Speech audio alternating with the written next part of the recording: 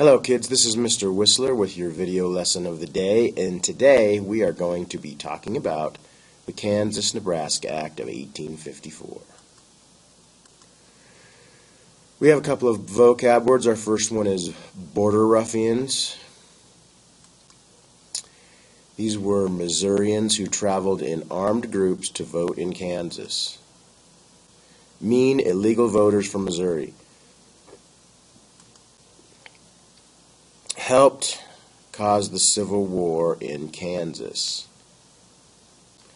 Our second word is Civil War. And a civil war is a war between citizens of the same country, or it could be a war between people of the same state, as it was in Kansas. And you could kill people that you know. In the American Civil War, there were documented cases of brothers killing brothers, fathers killing sons.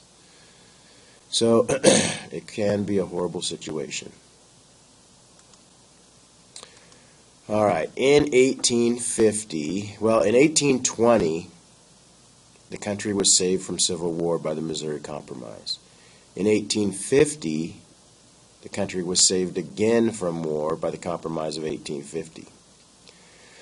Well, things were a little bit quiet for a few years after the Compromise of 1850, but in 1854, the fight over slavery started up again.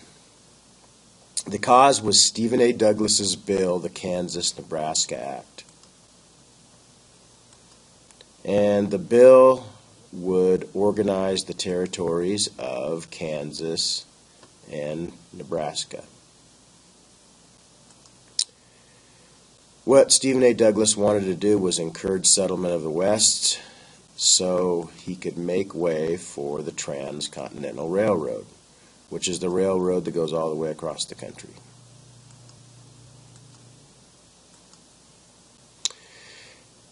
Stephen A. Douglas tried to come up with a way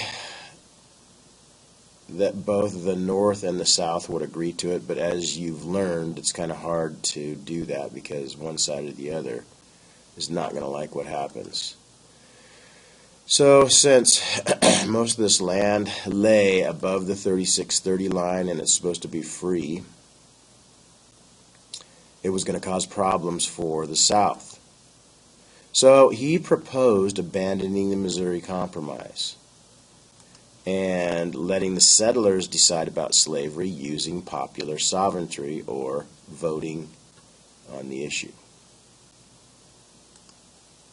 So the Southerners supported the bill, the Northerners were split, and the bill narrowly passed. Now, I want you to look right here. You have the state of Missouri, and if you'll remember, it is a slave state, and it borders the Kansas Territory. So on the next slide, you're going to see this area blown up. So here's Kansas, here's the Missouri border, and here's Missouri.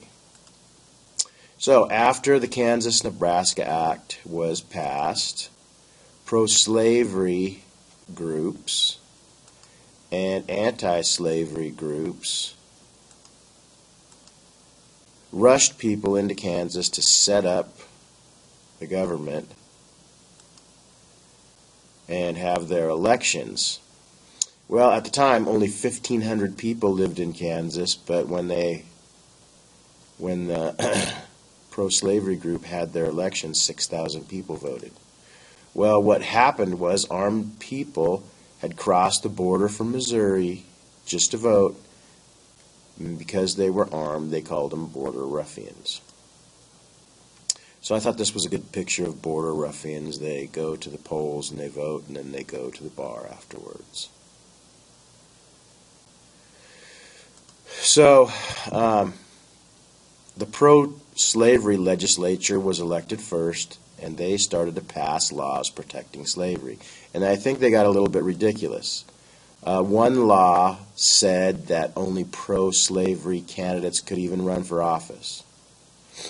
So I'm sure that violates the Bill of Rights somewhere. Probably the First Amendment. If it doesn't violate the First Amendment, it definitely violates the Ninth, where it says It doesn't have to be listed here to be one of our rights. So they were serious about making Kansas a slave state. And to make matters worse for the anti-slavery people, the pro-slavery government had President Pierce's and the Senate's approval. Now, the anti-slavery people refused to accept these laws.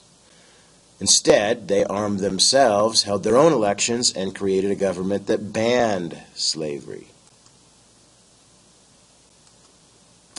By 1856, there were two governments in Kansas, one pro-slavery and one anti-slavery. And that wouldn't bode well if both governments had the same philosophy. But if you have two governments that have opposite philosophies, then there's probably going to be trouble. And to make matters worse, the House of Representatives supported the anti-slavery government. So the government in Washington, D.C. wasn't even on the same page. The Senate and the President backed the pro-slavery government in Kansas, and the House of Representatives backed the anti-slavery government. All right, now here are a couple of maps which show the change in the land. So what I want you to do here is, I want you to answer this question. How did the Kansas-Nebraska Act change the amount of territory open to slaveholding? Well, to answer the question, you have to look at both maps and you have to look at the key and you have to find which one is territory open to slaveholding. And you can see that this purple or pink area is territory open to slaveholding. So in the Compromise of 1850, you had this much land, basically the New Mexico Territory.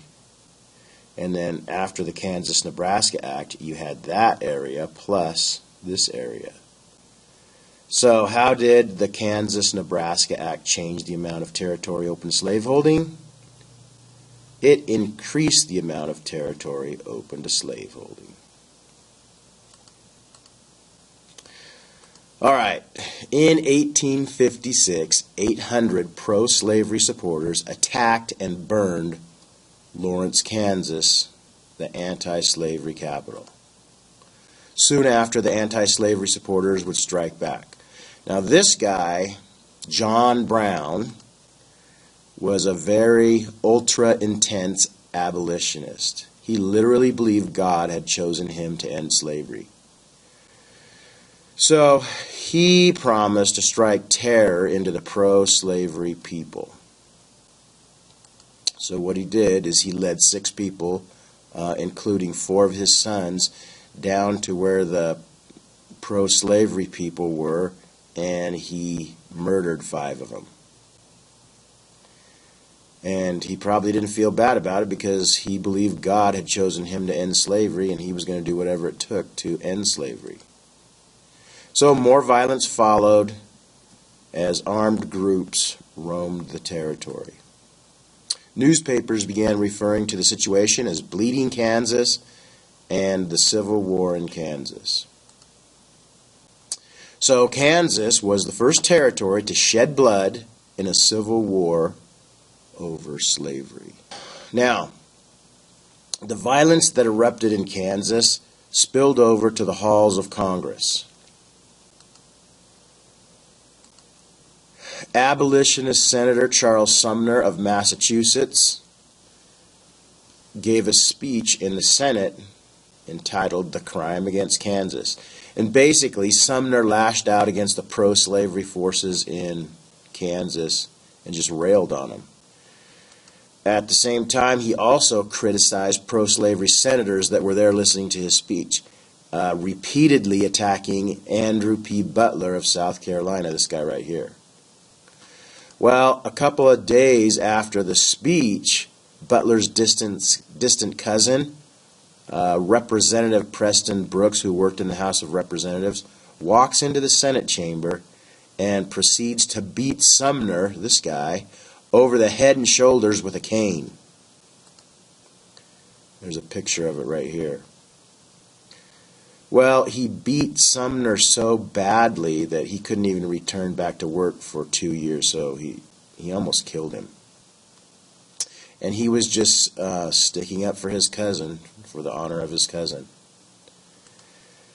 But the Brooks-Sumner incident and the fighting in Bleeding, Kansas revealed the rising level of hostility between the North and the South. All right, here is the notebook for today. It's called the Kansas-Nebraska Act. And what you're going to do is you're going to take the map of 1850 and the Kansas-Nebraska Act map. You're going to color the slaveholding territory in both maps, and you're going to answer the question, according to the map, what did the Kansas-Nebraska Act do regarding slavery? And the answer is it increased slaveholding territory. What I want you to do here is I want you to make a 2-flap foldable, like we did the other day. You're going to take a piece of binder paper, fold it in half. You're going to cut off one margin, and you're going to cut just the top so the tops lift up. Now, what goes on the outside is the Kansas-Nebraska Act on this side and conflict in Kansas on the other side. When you open it up, this will be on the top portion on the inside, and this will be on the top portion of this one on the inside. On the bottom side, like we did before, I want a picture that represents the Kansas-Nebraska Act, and I want a picture on the bottom of the foldable that represents the conflict in Kansas. All right, now over here, I would like you guys to create a diagram which lists the step that led to bloodshed in Kansas. So it's basically right here. You just got to draw it and copy it. Congress passed the Kansas-Nebraska Act.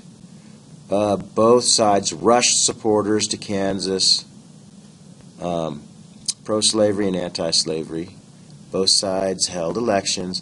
Both sides set up government, pro-slavery and anti-slavery. The pro-slavery people attacked the anti-slavery people and burned down the town, and then John Brown murdered pro-slavery people. So that was kind of the path that led to bloodshed in Kansas.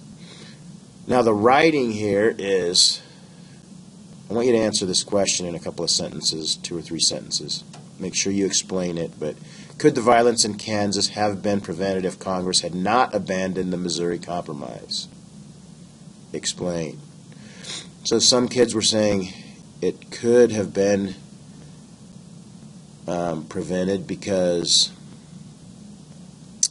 if they wouldn't have abandoned it, then that territory, which had been free for 30 years, would remain free and there wouldn't have been fighting. But others said they would have just fought somewhere else. And others said it couldn't have been prevented because once Kansas came in as a free state, then that would have caused problems with the southern states.